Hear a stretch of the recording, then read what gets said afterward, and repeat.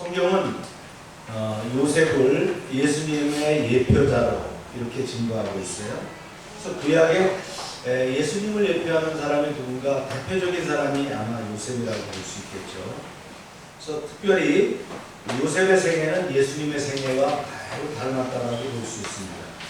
17살에 이제 형들에게 붙잡혀서 물구덩이에 들어갔다가 이제 노예로 팔리게 됩니다.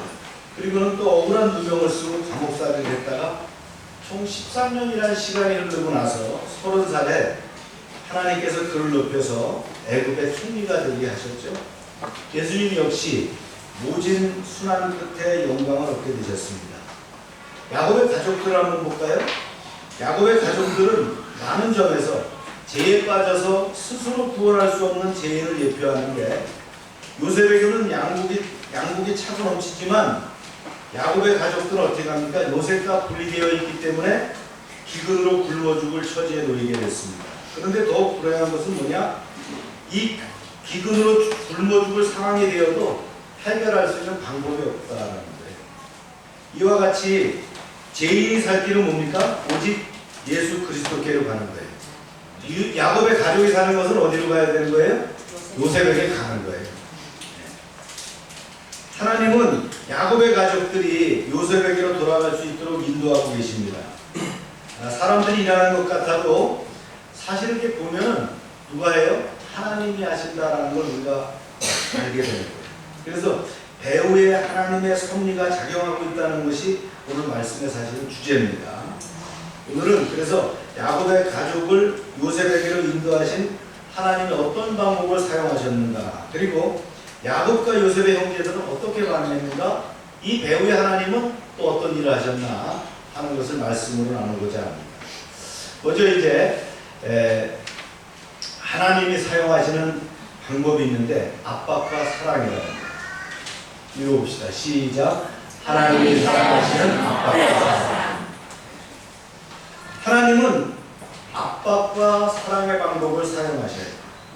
그래서 오늘 창세기 43장 1절부터 14절 말씀에는 압박의 방법이 기록되어 있고요. 그 다음에 15절부터 34절에는 사랑의 방법이 기록되어 있습니다. 먼저 야곱과 그의 가족은 세 가지 면에서 심한 압박을 받습니다. 이 압박은 그들이 견뎌낼 수 없을 만큼 심한 압박이었어요.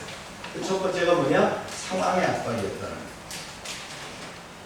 야곱과 그 가족들은 기근 때문에 굶어 죽을 처지가 됐어요. 창세기 42장에 보면 애굽에 1차 방문합니다. 형제들이. 그래서 양복을 가지고 왔지만 어떻게 됐어요? 다 동이나 버렸어요. 그리고 기근이 끝날 그런 조짐이 없어요. 계속해서 기근은 계속되고 있는 거예요. 이제 막연한 거예요. 그런데 어떤 문제가 있어요? 비도 내리지 않고, 비가 안 내리면 어떻게 해요? 농사도 안 되고 가축도 안 되는 거예요. 또 애굽을 가긴 가야 되는데 뭐가 걸려요? 두려운 거예요. 애굽의 총리가 두려워요. 또 그리고 아버지가 말이죠, 베냐민을 주지 않는 거예요. 베냐민 없이 가봐야 아무 상황이 전개되는 게 없다는 거예요. 이런 상황의 압박, 기근의 압박이 있다. 사랑하는 여러분, 우리는 늘 이런 상황의 압박이 있다는 걸 기억하셔야 됩니다. 여러분, 평안하실 때가 있죠? 그럴 때 뭐가 있어요? 저는 평안할 때가 오면 이런 생각을 합니다. 또 하나님이 그 다음에는 어떤 시험을 또 주실까? 네. 그렇습니다.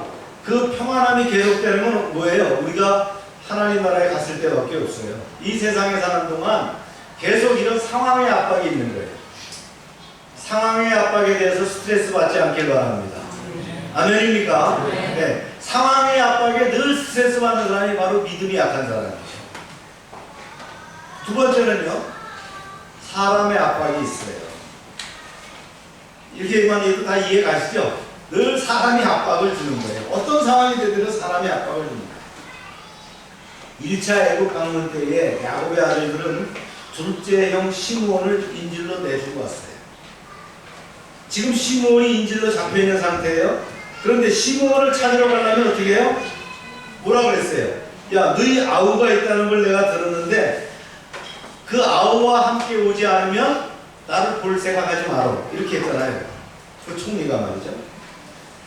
다른 방법이 없어요. 막내 베냐민을 데리고 가야 되는데 아버지가 허락하지 않는 거예요.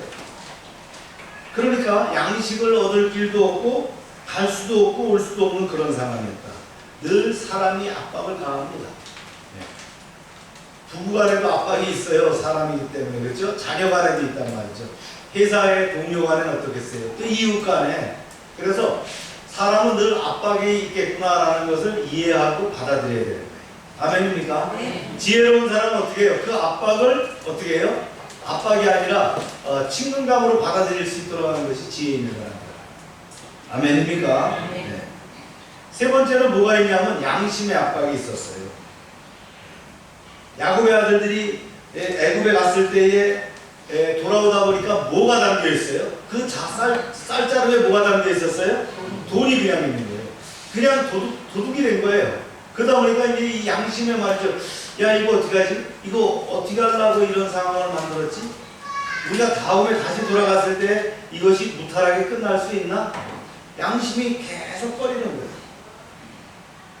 도둑으로 물릴 수밖에 없는 그런 상황이 됐어요. 그래서 그들은 이제 애굽에 다시 가서 총리에게 자신의 무고함을 변호할 수밖에 없었다. 가자마자 이런 상황이 생겼어요. 시작.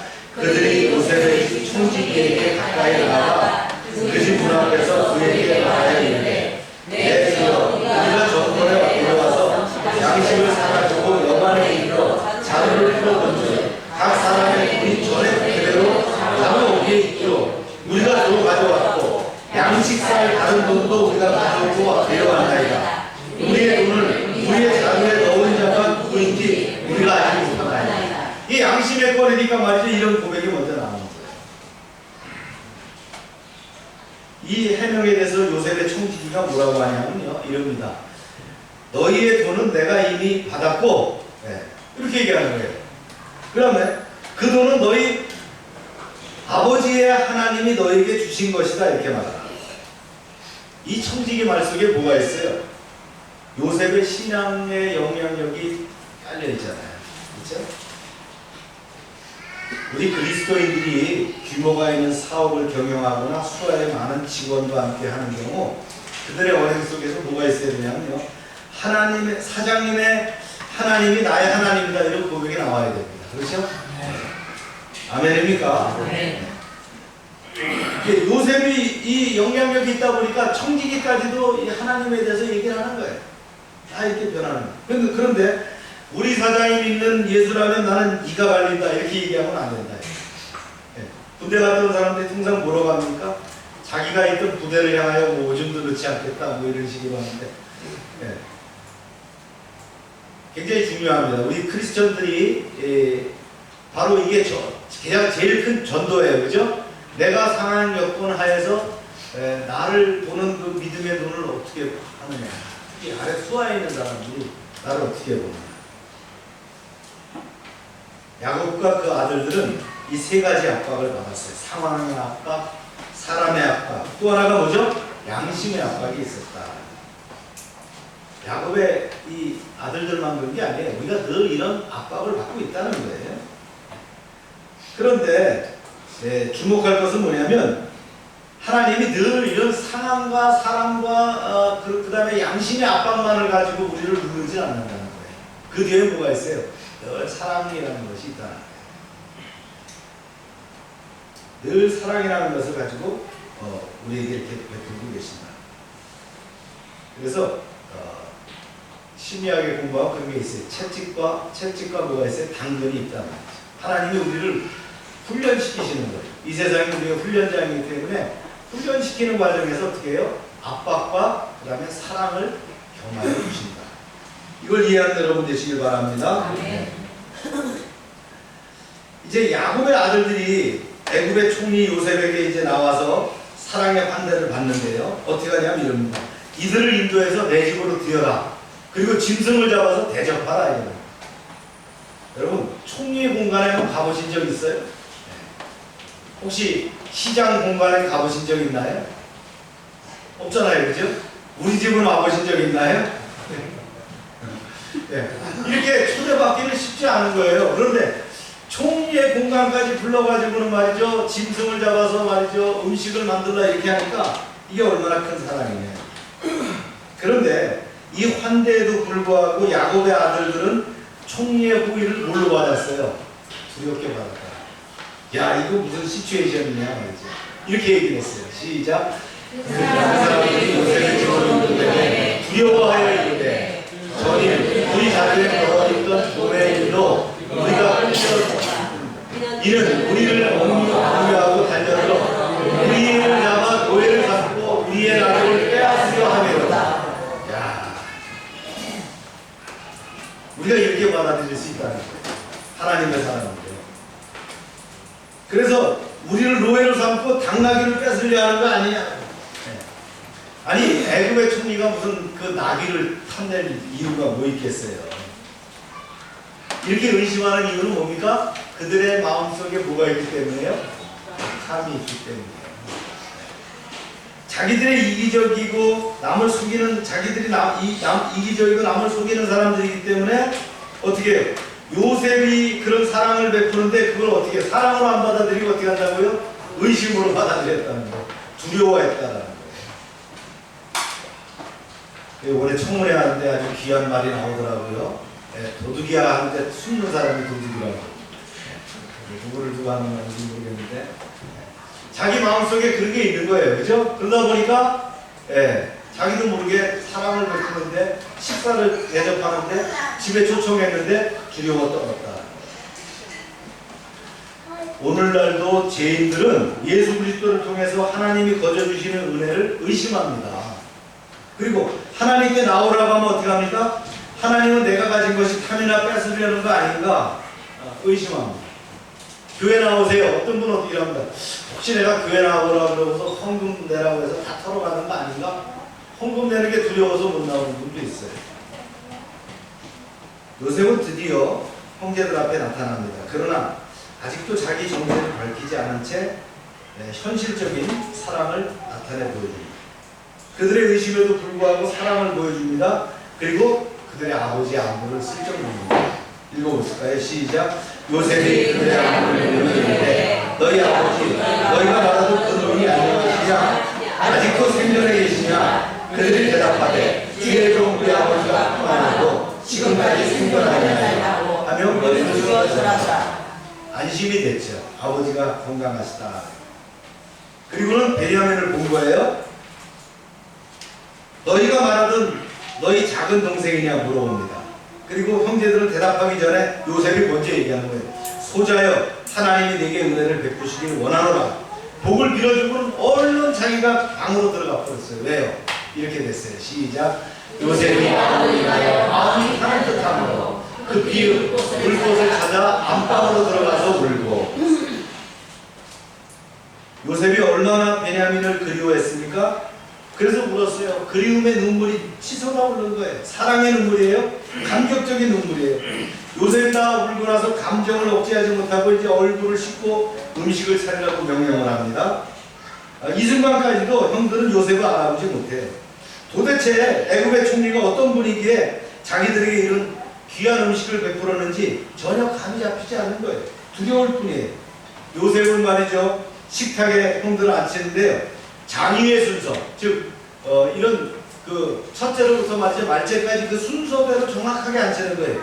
루벤, 시므온, 레위, 유다, 갓, 납달리, 갓, 아셀, 이사갈, 스불론, 그리고 요셉, 그리고 베냐민 이렇게 딱 앉힙니다.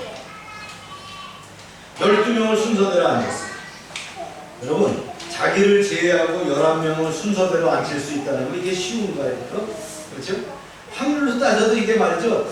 10의 11승분의 1. 이건 로또 맞는 것보다 더 어려운 거예요. 그리고 이게 한 사람의 자녀가 아니잖아요. 그죠? 부인이 넷이니까 네 사람의 자녀예요. 크다 보면 들쑥날쑥할 수 있는데 이거를 어떻게 말이죠? 외국의 총리가 순서대로 착착 맞추냐 이게. 여긴 뭔가가 있는 거잖아요. 그죠? 그리고는 나서는 말이죠. 요셉이 형들을 이제 테스트하기 위해서 남매 동생에게 5배, 베냐민에게 5배의 음식을 줍니다. 총리님, 어째서 막내에게 5배 주고 우리 작게 줍니까? 이런 사람이 없어요. 다 자기 것만 먹고 있는 거예요. 요셉이 보는 거예요. 형들이 베냐민을 어떻게 대접하나. 옛날에 내가 채색 옷을 입었을 때 나를 팔아버린 것처럼 동생을 대하고 있지 않은가, 이걸 유심히 관찰하고 있었다. 영국의 유명한 목사님 존 스코트 목사는 이런 설문을 한번 조사했다는데, 당신이 교회에 나오는 이유가 뭡니까? 그랬더니 지옥이 두려서 나왔다 이런 사람은 없더라는 거예요. 다 뭐라고요? 교회를 통한 사랑, 그리스도의 사랑 때문에 나왔다는 거예요. 우리가 성도들의 대부분도 마찬가지입니다. 사랑 때문에 교회를 나오게 됩니다. 압박도 중요하지만 뭐예요? 사랑 때문에 이제 더 큰 것을 얻게 된다. 거기에 뭐가 있어요? 압박보다는 사랑의 힘이 있다. 우리가 이솝의 우화도 그런 얘기가 있죠. 부품과 이제 태양이 겨뤘다는 거 아니에요. 저 옷을 벗기자. 그런데 어떻게 했어요? 바람이 부니까 더욱더 이렇게 아주 꼼꼼하게 여미는데, 이제 따뜻해지니까 옷을 다 벗는 것처럼 마찬가지입니다. 아무리 강압이 있다 할지라도 강압보다는 뭐가 더 큰 사랑이에요? 사랑이 더 중요하다. 더 큰 것은 사랑이다. 독생자 예수 그리스도께서 죄값을 치름으로 그 사랑 때문에 우리가 하나님을 믿게 되는 거예요. 우리가 지옥이 두려워서 믿는 것이 아니라 뭐예요? 그리스도 보혈의 피 때문에, 그죠? 그 사랑 때문에 우리가 주님을 믿게 되었다. 그리고 우리에게 5배 이상의 복을 주시는 분이시죠. 우리는 하나님의 사랑을 의심하지 말고 하나님의 사랑을 신뢰하고 받아들이는 여러분 되시길 바랍니다. 아멘. 우리가 많은 분들이 아쉽게도 강압에는 힘들어하지만 그 사랑을 못 받아들이는 그런 상황이 될 수 있다. 바로 누구처럼요? 요셉의 형제처럼. 왜요? 그 안에 뭐가 있어요? 죄악성이 있기 때문입니다. 죄악성이 있기 때문에 그런 상태로 있다. 자, 두 번째는 하나님의 인도에 대한 그 야곱과 아들들의 반응입니다. 하나님은 압박과 사랑이라는 방법으로 야곱의 아들들을 요셉에게 인도합니다. 그렇다면 이러한 하나님의 섭리에 대해서 야곱과 그 아들들은 어떻게 반응했느냐? 첫 번째는요, 제정신을 차리게 됐잖아요. 먼저 아버지 야곱이 제정신을 차렸어요. 죽으면 죽었지 절대 베냐민을 못 보내겠다 그랬는데 결국 어떻게 됐습니까? 내가 자식을 잃으면 이르리로다, 이런 고백을 하게 됩니다. 이건 이판사판이 돼서 그런 상황도 됐겠지만 어차피 베냐민을 보내지 않으면 다 죽는데 베냐민을 보내지 못할 이유가 뭐 있겠느냐, 이렇게 생각하면서 제정신을 차리게 됐다. 그러면서 아들들에게 이렇게 지시를 합니다. 시작. 그의 아버지 이스라엘에게 이르되 그러할진대 이렇게 하라. 너희는 이 땅의 아름다운 수산을 그릇에 담아가지고 내려가서 그 사람에게 예물로 드릴지니. 여기까지만 읽겠습니다. 유황 조금과 꿀 조금과 향품과 모약과 유향나무 열매와 감복숭아, 특산물을 다 모아서 말이죠. 또 이게 수입품도 있어요. 자기가 수입해서 선물로 받은 것까지 합해서 총리에게 가지고 가. 얼마 전까지만 해도 죽으면 죽었지 말이죠. 막내는 될 때 내놓을 수 없다. 이런 야곱이 바뀌었어요. 하나님의 섭리에 굴복하게 된 것이다. 압박이 가해질 때는 굴복하는 것이 지혜로운 판단입니다. 강한 압박이 계속되는데도 버티고 있는 것은 어리석은 짓이에요. 야곱이 정신을 차렸어요. 또 그리고 넷째 아들 유다도 정신을 차렸어요. 먼저 장남이 그렇게 제시한 바 있어요. 아버지, 제가 베냐민을 데리고 가겠습니다. 제가 만약에 잘못돼서 베냐민을 못 데리고 오면 우리 아들 둘을 죽이세요. 아니, 할아버지가 말이죠, 자기 손자 둘을 죽일 사람이 어디 있어요? 제정신이 아니죠, 그죠? 그런데 이 요셉은 유다는 뭐라고 하느냐? 유다는 이렇게 얘기했어요. 시작. 유다가 이스라엘에게 이르되 저 아이를 나와 함께 보내시면 우리가 곧 가리니 그러면 우리와 아버지와 우리 어린 것들이 다 살고 죽지 아니하리라. 루벤은 자기 자식들에게 책임을 지는 반면 유다는 어떻게 해요? 자기가 책임을 지고 일을 끝내겠다 이런 얘기예요. 유다가 정신을 차린 거예요. 유다는 어떤 사람이에요? 38장에 보면 마음이 떳떳하다고 말이죠. 이방의 창기를 찾다가 엉뚱한 짓을 저지른 그런 사람 아니에요? 이게 이제 정신을 차렸어요. 그래서 유다가 정신을 차리다 보니까 야곱의 아들 가운데 어떻게 돼요? 하나님께서 그를 지도자로 세우게 되셨다. 아멘입니까? 정신 차리기 바랍니다. 우리 옆 사람에게 경고합시다. 정신 차립시다. 하나님 앞에 정신을 차려야 된다. 하나님의 말씀 앞에 정신을 차려야 된다. 창세기 42장에는 야곱이라고 했는데 창세기 43장에는 야곱이 정신을 차리니까 뭐라고 해요? 그의 이름 이스라엘이라고 명시가 되더라. 할렐루야. 그래서 이 야곱과 유다가 정신 차리고 이제 적극적으로 대처하게 됩니다. 그뿐만 아니라 또 이런 정신을 차리고 나니까 어떤 상황이 생겨요? 기도하게 됐다. 기도하기 시작합니다.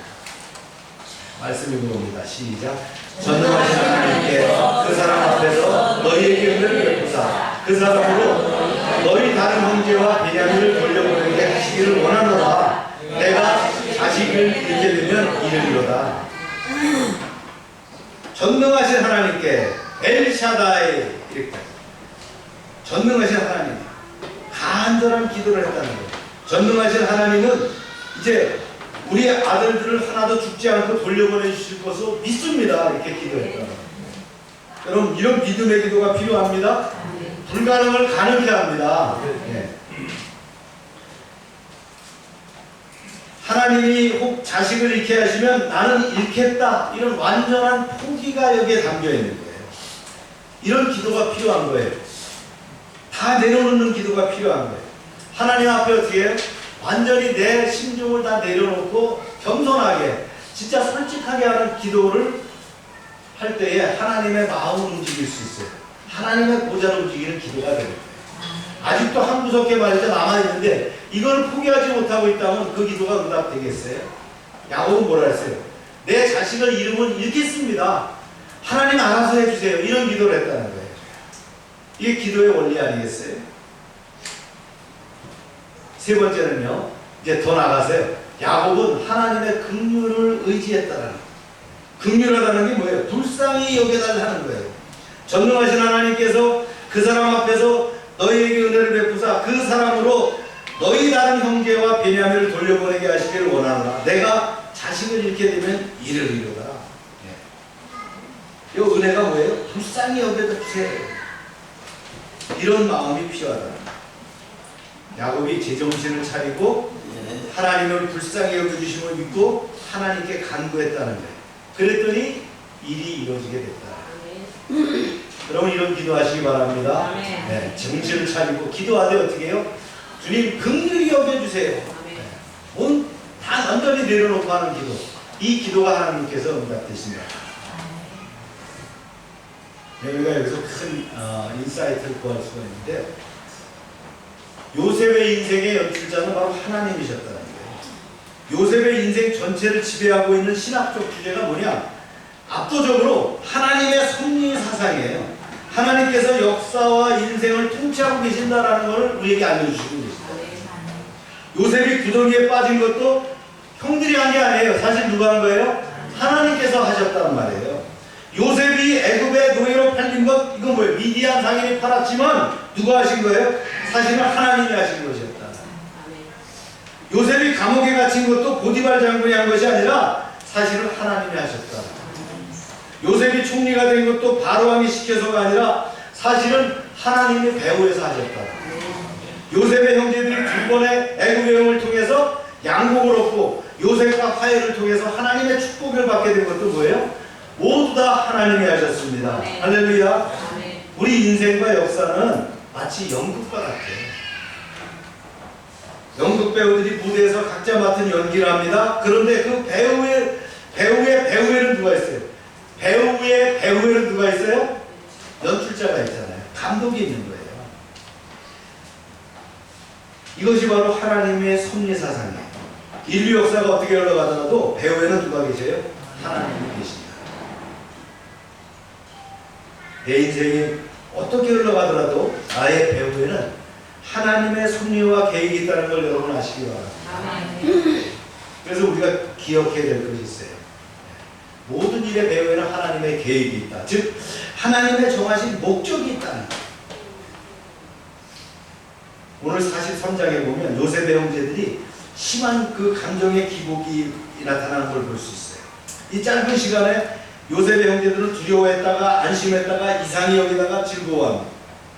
성경의 어느 본문에도 이런 감정의 기복이 나타나는 부분이 없는데 오늘 보면 요셉의 형제들은 울거나 웃거나 슬퍼거나 즐거워하거나 이게 누구 계획이에요? 요셉의 계획이에요. 이것처럼 어떻게 합니까? 하나님은 우리를 목적하에 계획하고 계시죠. 당신의 계획을 우리를 통해서 이루고자 하신다. 여기를 이 목사만 그런 것이 아니고요. 여러분 한 사람 한 사람 믿는 모든 사람에게 하나님의 계획이 있다는 거예요. 그 목적을 가지시고 배후에서 연출하고 계신다. 할렐루야. 우리 인생을 통한 한 가지 목적을 가지고 계신다. 우리 인생에서 일어나는 사건의 배후에는 변함없이 동일한 하나님의 목적이 있다는 사실을 우리는 기억해야 됩니다. 할렐루야. 네.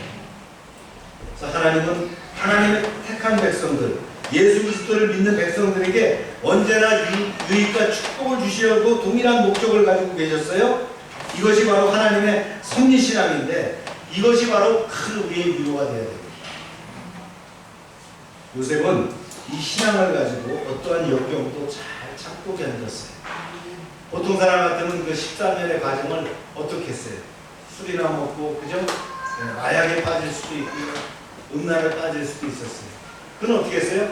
하나님은 분명히 나를 통해서 뭔가 하시려는 계획이 있다. 그걸 반듯하게 붙잡고 있었다는 거예요. 그렇기 때문에 그가 나중에 50장에 이렇게 고백을 합니다. 시작. 당신들은 나를 해치하였으나 하나님은 그것을 선물하사 오늘과 같이 만민의 생명을 구원하게 하시려 하셨다. 네. 이런 고백을 하고 있더라고요. 근데 또 더 재밌는 건 제가 말씀을 연구하다 보니까 이런 내용이에요. 하나님의 계획과 목적은 어느 시점까지는 숨겨져 있더라고요. 내 계획은 이런 거야 이렇게 보여주시지 않는다는 거예요. 만약에 이렇게 이런 거야 라고 다 알려주시면 재미가 없잖아요. 그죠? 네. 인생이 다이나믹하지 않을 거예요. 우리도 다 되어 있는 거니까. 하나님은 분명히 우리를 연출하는데 시나리오를 가지고 계신데 우리에게는 안 보여주시는 거예요. 그러면서 어느 시점에 가시면은 이것을 이제 드러나게 하시는 거예요. 말씀을 한번 볼까요? 시작. 요셉의 눈을 들어 자기 어머니의 아들 자기 동생 베냐민을 보이는데 너희가 그에게 말하는 너희 장수 동생이 아니냐 하고 이르되 서여여 하나님에게 은혜를 베푸시기를 원합니다. 요셉이 아우를 사랑하는 마음 같이 급히 울 것을 찾아 안방으로 들어가서 얼굴을 씻고 나와서 그저 어째하고 음식을 차려나가라. 22년 만에 만났어요. 동생을. 타는 듯한 마음이 있는데 그가 가서 엉엉 울고는 말이죠. 눈물을 씻고 나와서는 정을 억제하고 음식을 차리려고 합니다. 우리는 요셉이 자신의 목적을 달성하기 위해서 내면의 것을 겉으로 드러내지 않았다는 것을 알 수 있어요. 요셉의 목적이 뭡니까? 형제들의 영적인 각성이에요. 형제들끼리의 화목이에요. 나아가 가족 전체의 구원이에요. 자기를 통해서 자기 가족들에게 많은 복을 부어주시기 위한 것이 계획이에요. 근데 아직 때가 이르지 않았기 때문에 안 해주는 거예요. 만약에 1차 왔을 때 형 내가 요셉이에요. 그럼 놀래갖고요 도망가서 안 왔을 거예요. 그러면 하나님이 계획하시고자 하는 그 야곱의 가족들을 한 나라를 만들기 위한 계획이 무산돼 버리는 거잖아요. 그죠? 때가 아직 이르지 않았어요. 형제들이 회개하는 모습을 보기를 원한 거예요. 그래서 회개해야 어떻게 합니까? 그때 비로소 복이 오는 거예요. 우리가 하나님의 복 받기를 원한다면 죄를 숨기지 말고 하나님께 털어놓고 복을 받으시길 바랍니다. 네. 그걸 감춰놓고 있으면 안 돼요. 이거 토설해야 돼요. 내놔야 돼요. 이게 바로 회개잖아요. 이걸 원하셨다. 사람에게 하나님의 계획을 알아보려고 하는 유혹은 늘 있어요. 그래서 이 시대에도 성업하는 것이 비즈니스가 있는데 그것이 뭐예요? 점치는 거예요. 그래서 무당이 이렇게 많은 거예요. 무당이 지가 지 앞길은 알겠어요? 네. 무슨 뭐 타로라든가 하다못해 극장에 가니까 뭐 이렇게 네, 잘 차려입은 아줌마 하나 앉아갖고 뭐 전 봐준다고 이렇게. 그리고 따라가면 안 됩니다. 네. 성경에도 금하고 있어요. 왜냐면요, 사람이 예언의 은사가 있는 사람을 찾아다니는 것도 하나님의 계획이 무엇인지를 알고 싶어서 찾아가는 게 아니에요. 뭐 때문에 가요? 내 미래가 어떻게 될까? 내가 잘 될까? 뭐 잘못될까? 이래 가는 거잖아요. 그죠? 앞에서 말씀드렸듯이 하나님은 어느 때가 되면 그분의 계획, 어느 때까지는 어떻게 해요? 그분의 계획을, 그분의 섭리를 흘려두고 계시는 거예요. 그걸 굳이 찾아가갖고 알라고 할 필요가 뭐가 있겠느냐 하는 거예요. 그리고 하나님의 계획을 귀신 타부레기가 뭘 알겠어요. 거기 가서 뭘 알겠어요. 뭘 좀 배웠다 그래서 그걸 뭘 어떻게 알겠어요. 나를 섭리하시는 분은 하나님이셔요. 하나님이 알려주시면 되는 거예요. 하나님이 안 알려주시면 그냥 가면 되는 거예요. 어떻게 가요? 우리는 미래를 알고 싶어하는 유혹에서 벗어나서 말이죠. 그저 현재를 충실하게 살아가면 되는 거예요. 할렐루야. 그런데 하나님은 또 더 재미있는 게 또 있어요. 하나님은 그 계획을 말이죠. 힌트처럼 드러나게 해주시는 거예요. 얼마나 재밌어요? 잠깐 커튼을 열듯이 보여주시고 계신 거예요. 요셉이 33절에 보면 점심을 초대해놓고는 말이죠. 형제들을 장유의 순서대로 쫙 하는 거예요. 그거 확률로 로또 맞을 확률보다 더 아주 큰 확률, 이게 아주 희박한 거예요. 그죠? 그거를 보여준 건 뭐예요? 뭔가가 있다는 거잖아요. 그죠? 그 다음에 청지기가 하는 걸 딱 들어봐도 아, 뭔가가 있는 거예요. 이런 힌트를 조금씩 보내줬죠. 우리의 그 순서를 알고 하나님의 이름을 거론한 걸 보니까 이 사람은 우리와 신앙도 같고 우리는 해야 할 사람은 아닌 것 같다, 이렇게 알려주신단 말이에요. 여러분, 하나님은 계획을 갖고 있지만 때를 따라서 말이죠, 그때까지 갇혀놓고 계시다가 조금씩 알려주셔요. 어떻게 알려주셔요? 우리를 꿈을 통해서, 그죠? 우리의 하나님 말씀을 이해할 때, 또 내가 기도하다가 보니까 하나님의 음성을 들을 때, 또 사람들을 예언을 통해서도 알려주는 거예요. 그러니까 어떻게 해요? 이런 과정들을 통해서 조금씩 열어주시는 거예요.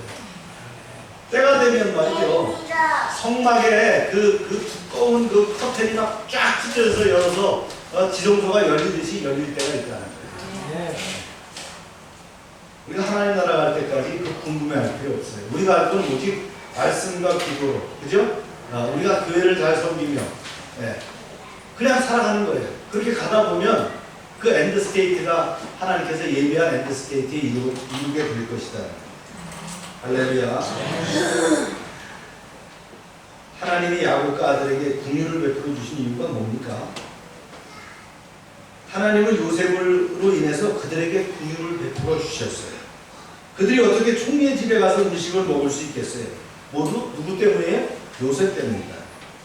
근데 요셉을 알아보지 못한 채로 긍휼히 여김을 받은 거예요. 우리도 예수님을 알지 못한 채 하나님의 긍휼을 받습니다. 언제요? 로마서에 나오죠? 우리가 죄인 되었을 때, 그죠? 우리가 연약할 때, 우리가 하나님과 원수 되었을 때 하나님이 우리를 말이죠, 긍휼히 여겨주셨다는 거예요. 야곱의 아들들은 왜 이렇게 환대를 받는지도 모른 채 호의를 받았어요. 그러나 우리는 이 모든 것이 누구 때문이라는 걸 알고 있죠? 이 세상의 통치자, 만왕의 왕 대신 누구 때문에 우리가 들어오는 거예요? 예수 그리스도 때문에. 할렐루야. 하나님이 왜 우리를 불쌍히 여기시고 왜 우리에게 긍휼을 베풀어 주셔요? 하나예요. 독생자 예수 그리스도. 그죠? 예수님 때문이라는 거예요. 죄인들은 정신 차려야 됩니다. 지금 자기가 가는 길이 천국인지 지옥길인지 잘 살펴봐야 된다. 그리고 이 상황에서 누구에게 가야 살게 될지를 분명하게 알아야 된다. 죄인들은 누구에게로 와야 됩니까? 예수님께로 와야 되는 거예요. 아멘입니까? 하나님은 택하신 죄인들을 압박과 사랑을 통해서 누구에게로 인도하고 있어요? 예수님께로 인도하고 있다는 거예요. 그런데 하나님이 압박하니까 어디로 가요? 세상으로 가는 사람이 있어요. 제가 담임 목사로 보면 참 안타까워요. 왜 세상으로 가지? 저렇게 압박은 하나님이 오라고 하는 사인인데. 사랑할 때만 오라는 게 아니에요. 예, 압박할 때 오라는 거예요. 그럼 어떻게 하시겠다는 거예요? 사랑을 주시겠다는 거예요. 아멘. 하나님은 예수님께로 나오는 우리에게 세 가지 복을 주셨어요. 첫째는 죄를 용서하시는 무슨 복? 사죄의 은총을 주셨어요. 둘째, 천국에 당당히 들어갈 수 있는 어떤 것을 주셨어요? 치유의 복을 주셨다는 거예요. 의롭다 하심으로 우리가 세마포를 있기 때문에 하나님 나라에 들어가는 거예요. 또 세 번째는요, 살아가면서 때마다 하나님의 도우심을 받을 수 있는 뭐예요? 화친의 복을 주셨다는 거예요. 여러분의 삶에 압박이 있습니까? 예수님께로 나오라는 부르심입니다. 나는 이미 나왔는데도 압박을 당하고 계십니까? 더 가까이 오라는 사인입니다. 베드로처럼 멀찍이 따라다니다가 예수님을 세 번 부인하는 죄를 짓지 말고 가까이 오라고 하는 하나님의 부름이십니다. 또 하나님을 사랑하고 경험하고 싶은 목마름이 있습니까? 그러면 예수님께로 나오시기 바랍니다. 하나님은 예수 그리스도 한 분 때문에 우리에게 복을 주시고 긍휼을 베풀어 주셨습니다. 이런 하나님의 섭리를 알고 예비된 복을 받는 여러분 되시길 주의 이름으로 축원합니다. 아멘.